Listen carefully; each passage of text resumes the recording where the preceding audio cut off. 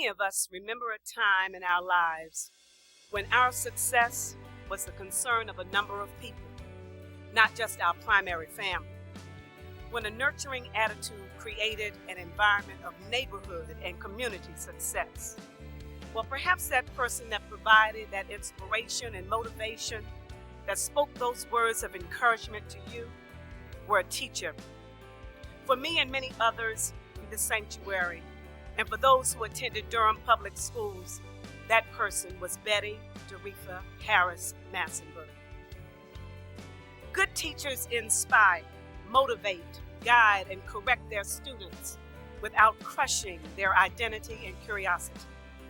They care about their students' welfare and give them their best. Good teachers impart more than knowledge. They participate in and shape their lives. Betty Harris Massenburg was a good teacher. The Bible says many are called, but few are chosen, and from early in her life, her parents knew teaching was her destiny. According to her autobiography, From Roots to the Top, her father said, "Dump," now that's what he called her, "sure ought to be a good school teacher. All she wants to do is read a book or go to school. She can sit up nights reading or working in a workbook, but as soon as I put her time tobacco, at night she falls asleep."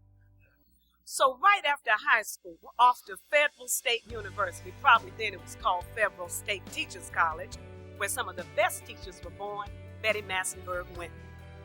Then back home to Franklin County to teach in a one-teacher school, teaching grades 1 to 7, all subjects, and being the principal.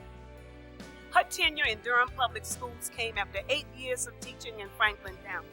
She started in the segregated Durham City Schools as a substitute teacher to get her feet wet, and then assumed a position as a third-grade teacher at Crest Street Elementary School. When the new Federal Street School was built, Mrs. Massenburg taught 3rd and 5th grades. For 6 years, she remained there. But trailblazers are always looking for new ground to cover and conquer. Remember now, her daddy said she was always reading, and so it was. Teaching language arts and social studies at the New Rogers Hurd Junior High. Still seeking higher ground, she enrolled at Duke University to receive a principal's certificate. Now, according to her autobiography again, some people said she wouldn't make a good principal. She was too quiet. She wasn't old enough. She didn't have the guts.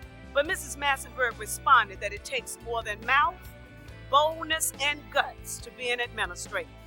It takes organization, technique, objectives, planning, hard work, personality, and good relating techniques with teachers to do the job. Thus, she led 2 Durham schools as principal, Walltown Elementary and Holloway Street School.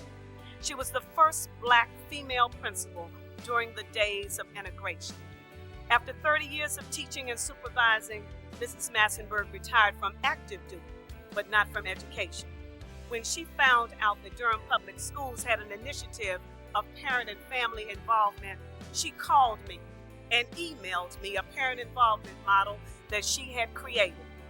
And many of the strategies that she suggested are being implemented in our plan today. And that was just September 2006.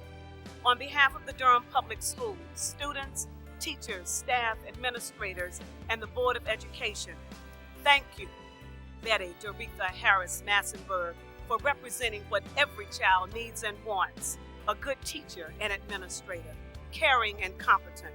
But thank you also for modeling traits beyond the classroom.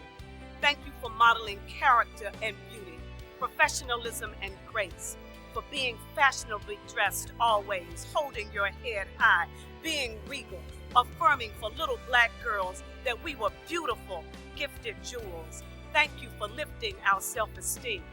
I haven't forgotten the lesson. These are the things that build great leaders in great communities. Betty Doretha Harris Massenburg, job well done, and to God be the glory.